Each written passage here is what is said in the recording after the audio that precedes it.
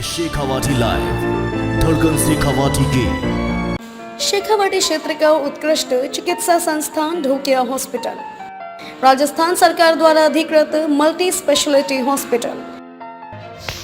झुंझुनू लोकसभा क्षेत्र से ये दो भाजपा उम्मीदवार हो सकते हैं सशक्त। अब लोकसभा चुनाव को लेकर शुरू हुआ चर्चा का दौर।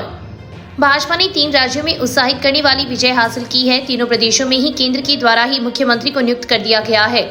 यह सारी प्रक्रिया भी लोकसभा चुनाव 2024 को ध्यान में रखते हुए पूरी की गई है। लिहाजा जैसे ही प्रदेश की विधानसभा चुनाव की प्रक्रिया पूरी होगी, उसके साथ ही प्रदेश के साथ शेखावाटी क्षेत्र में भी यह चर्चा चल पड़ी है कि किस लोकसभा क्षेत्र से कौन सा उम्मीदवार निकलकर सामने आएगा। शेखावाटी क्षेत्र में बात झुंझुनू जिले की करें तो यहाँ से भाजपा की टिकट के दावेदार सोशल मीडिया पर स्वतः ही प्रकट होने लगे हैं। वहीं भारतीय जनता पार्टी राजस्थान में इस बार भी मिशन 25 को ध्यान में रखते हुए ही टिकटों का वितरण करेगी। पूर्व में लोकसभा चुनाव में विजयी रही संतोष अहरावत का चेहरा बदल दिया गया और अगले चुनाव में तत्कालीन समय में मंडावा विधानसभा क्षेत्र से विधायक नरेंद्र कुमार को मैदान में उतारा गया और भारतीय जनता पार्टी ने विजय भी हासिल की। लेकिन इस विधानसभा चुनाव में वर्तमान सांसद नरेंद्र कुमार को विधायक रीटा चौधरी ने जबरदस्त पटकनी दी है, जिसके चलते एक बार फिर से भाजपा के लिए नए चेहरे की तलाश शुरू की हो गई है। वहीं आपको बता देना चाहेंगे कि इस विधानसभा चुनाव से पहले सांगलिया धोनी और उनके पीठाधीश्वर ओमदास महाराज काफी चर्चा में रहे थे और प्रतिष्ठित राजनेताओं ने सांगलिया धोनी पर पहुंचकर शीश नवाया था। वहीं नवलगढ़ विधानसभा क्षेत्र से तत्कालीन विधायक डॉक्टर राजकुमार शर्मा की भी नींद उड़ी हुई थी कि कहीं भाजपा ओमदास महाराज को ही उनके सामने प्रत्याशी न उतार दे, लेकिन ऐसा तो नहीं हुआ और ओमदास महाराज ने चुनाव लड़ने के लिए उस समय तो मना कर दिया। लेकिन अब सूत्रों से मिली जानकारी के अनुसार इस बार झुंझुनू लोकसभा क्षेत्र से सांगलिया धोनी के महाराज ओमदास महाराज को भी भारतीय जनता पार्टी अपना उम्मीदवार बना सकती है, क्योंकि मुख्यमंत्री के लिए बाबा बालकनाथ का नाम काफी लंबे समय तक चला था और लोगों ने उनके नाम को लेकर उत्साह था।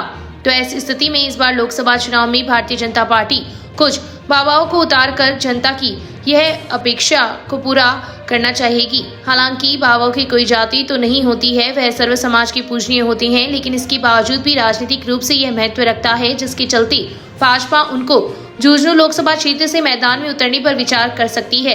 वहीं झुंझुनू लोकसभा क्षेत्र के लिए एक दूसरा जाट जाति से बड़ा चेहरा है, जिसको लेकर अभी तक कोई कयास तो सामने नहीं आ रहे हैं। लेकिन सूत्रों से मिल रही जानकारी के अनुसार वर्तमान में उपराष्ट्रपति जगदीश धनखड़ की पत्नी सुदेश धनखड़ को इस बार झुंझुनू लोकसभा क्षेत्र से भाजपा मैदान में उतार सकती है। यदि सुरेश धनखड़ को यहां से प्रत्याशी बनाया जाता है तो जाट वोट बैंक को साधने की तरफ एक बड़ा कदम साबित हो सकता है, क्योंकि इससे पूर्व के 2 चुनाव में जिन प्रत्याशियों को उतारा गया था वह भी जाट जाति से ही आते थे और विजयी भी हुए थे। तो ऐसी स्थिति में सुदेश धनखड़ को भी यहां से लोकसभा चुनाव में प्रत्याशी बनाया जा सकता है। भारतीय जनता पार्टी की तरफ से झुंझुनू लोकसभा क्षेत्र से यह 2 उम्मीदवार ही सशक्त निकलकर सामने आ रहे हैं। हालांकि अभी समय शेष है, तो सोशल मीडिया पर आपको आए दिन नए स्वयं घोषित उम्मीदवार भी देखने को मिलेंगे। Shekhawati live bureau report Jhunjhunu.